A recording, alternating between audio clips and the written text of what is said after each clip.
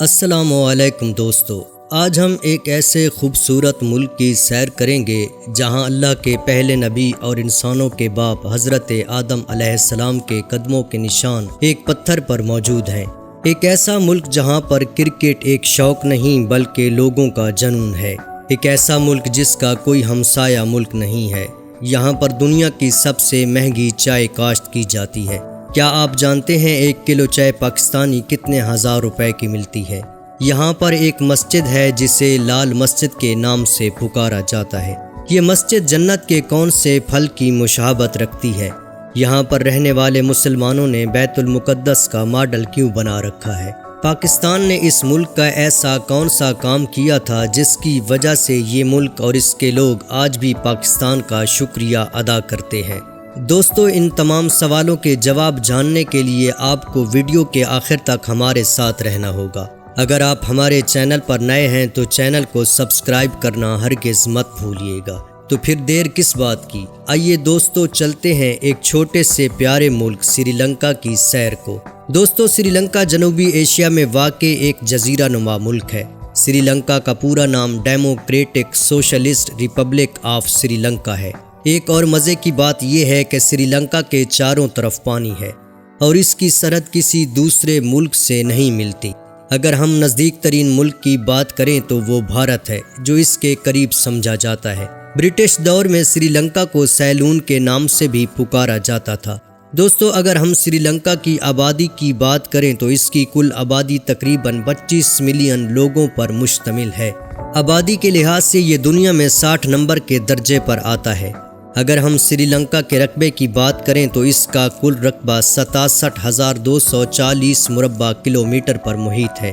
رقبے کے لحاظ سے یہ دنیا میں 120 نمبر پر آتا ہے۔ دوستو، سری لنکا کی زیادہ وجہ شہرت اس کے چائے کے باغات ہیں۔ سری لنکا کی چائے اپنے منفرد ذائقے کی وجہ سے پوری دنیا میں مشہور ہے۔ دوستو، سری لنکا کی گولڈن ٹپس چائے کی فی کلو گرام قیمت پاکستانی کرنسی میں 56,000 روپے بنتی ہے۔ سری لنکا دنیا میں چائے کاشت کرنے والے بڑے ممالک میں شمار ہوتا ہے۔ سری لنکا اپنی چائے کو زیادہ تر یورپی ممالک میں ایکسپورٹ کرتا ہے۔ دوستو، سری لنکا کی دوسری بڑی وجہ شہرت یہاں پر حضرت آدم علیہ السلام کے قدموں کے نشان ہیں اور یہ جگہ مسلمانوں کے لیے انتہائی مقدس تصور کی جاتی ہے۔ جس پہاڑ پر قدموں کے نشان موجود ہیں اس کی اونچائی تقریباً 7,000 فٹ سے زیادہ بلند ہے۔ پہاڑ کے اوپر جانے کے لیے 5,000 سے زیادہ سیڑھیاں بنائی گئی ہیں۔ اس کے علاوہ دیگر مذاہب کے لوگ بھی اس جگہ کا بہت احترام کرتے ہیں۔ دنیا بھر سے لاکھوں زائرین اس جگہ کی زیارت کرنے آتے ہیں۔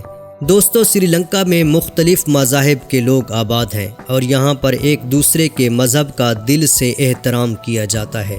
سری لنکا میں سب سے قدیم مذہب بدھ مت کا مذہب ہے، جس کی تاریخ 2500 سال پرانی ہے۔ دوستو، یہاں پر مجسموں کی توہین کرنا سخت ترین جرم سمجھا جاتا ہے۔ دوستو، اب آتے ہیں اس سوال کی جانب کہ سری لنکا میں بیت المقدس کا ماڈل کیوں بنایا گیا ہے۔ اس کی ایک وجہ یہ بتائی جاتی ہے کہ ماضی میں بہت سے مسلمان بیت المقدس نہیں جا سکتے تھے، اس لیے انہوں نے عبادت اور روحانی اجتماع کے لیے ایسے مقامات قائم کیے جہاں لوگ خاص عقیدت کے ساتھ جاتے تھے۔ سری لنکا میں مسلمانوں کی تعداد کم ہونے کے باوجود ان کی مساجد اور اسلامی ثقافت کافی مضبوط نظر آتی ہے۔ دوستو، سری لنکا میں تامل نسل کے لوگ سب سے زیادہ آباد ہیں۔ یہ لوگ کئی دہائیوں پہلے روزگار کے سلسلے میں یہاں آ کر آباد ہوئے تھے۔ اس کے علاوہ تقریباً 7,000 پاکستانی میمن یہاں پر آباد ہیں۔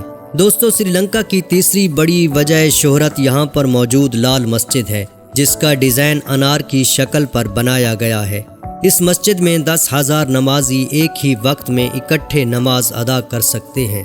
دوستو، سری لنکا کی چوتھی بڑی وجہ شہرت یہاں کے لوگوں کا کرکٹ سے جنون کی حد تک لگاؤ ہے۔ سری لنکن کرکٹ نے بڑے بڑے بلے باز اور بہترین باؤلرز پیدا کیے ہیں۔ مرلی دھرن کو دنیا کا کامیاب ترین باؤلر مانا جاتا تھا، جبکہ کمار سنگاکارا کا شمار دنیا کے بہترین بلے بازوں میں ہوتا تھا۔ دوستو، اب ذرا بات ہو جائے پاکستان کے اس اقدام کی جسے آج بھی سری لنکا قدر کی نگاہ سے دیکھتا ہے۔ یہ بات ہے 1976 کی، جب تامل ٹائگرز نے باقاعدہ طور پر سری لنکا کی حکومت کے خلاف بغاوت کا اعلان کیا تھا۔ اس مسلح تنظیم کو ایک بڑے ملک کی بھرپور حمایت حاصل رہی تھی۔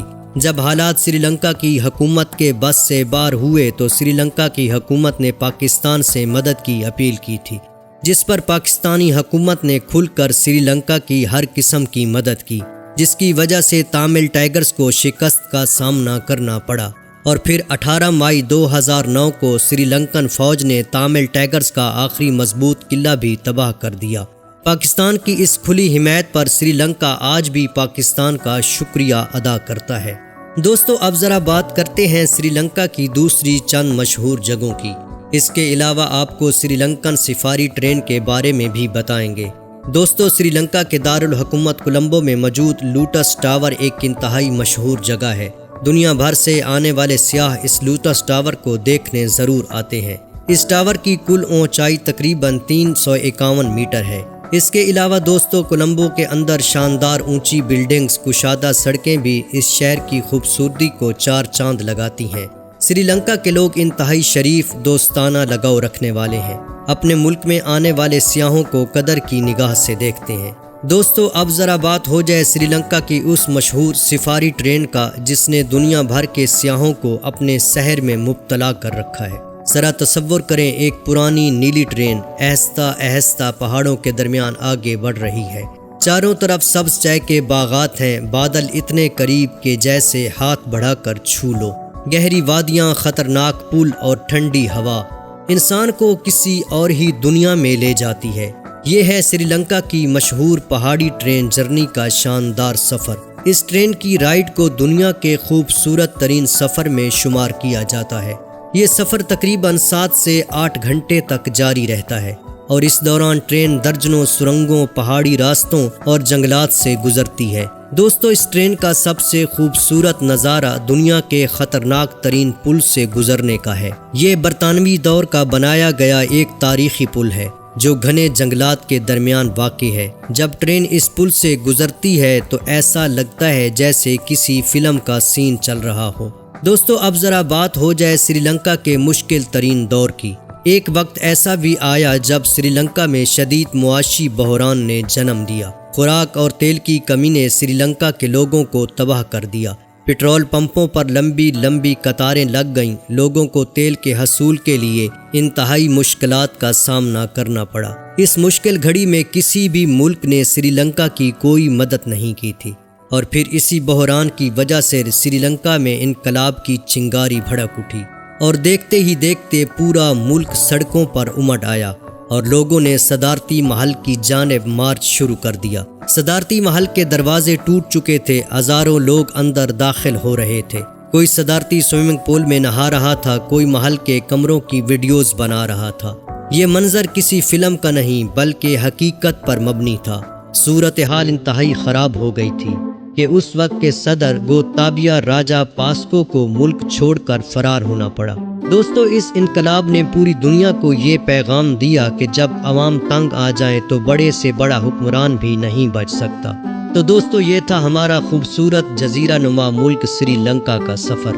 ایک ایسا ملک جہاں تاریخ بھی ہے، مذہب بھی، خوبصورتی بھی ہے، جنگ بھی، کرکٹ بھی ہے اور حیران کن راز بھی۔ اگر آپ کو کبھی موقع ملے تو کیا آپ سری لنکا جانا پسند کریں گے؟ اور آپ کو سری لنکا کی سب سے حیران کن بات کون سی لگی؟ اپنی رائے کومنٹ باکس میں ضرور بتائیے گا۔ امید کرتا ہوں آپ کو آج کی ویڈیو ضرور پسند آئی ہوگی۔ ایسی مزید دلچسپ اور معلوماتی ویڈیوز دیکھنے کے لیے ہمارے چینل گلوبل اردو کو سبسکرائب کرنا ہرگز مت بھولیے گا۔ ملتے ہیں ایک نئے ملک اور نئی ویڈیو کے ساتھ، تب تک اللہ حافظ۔ اپنا اور اپنے پیاروں کا ہمیشہ خیال رکھیں۔ شکریہ۔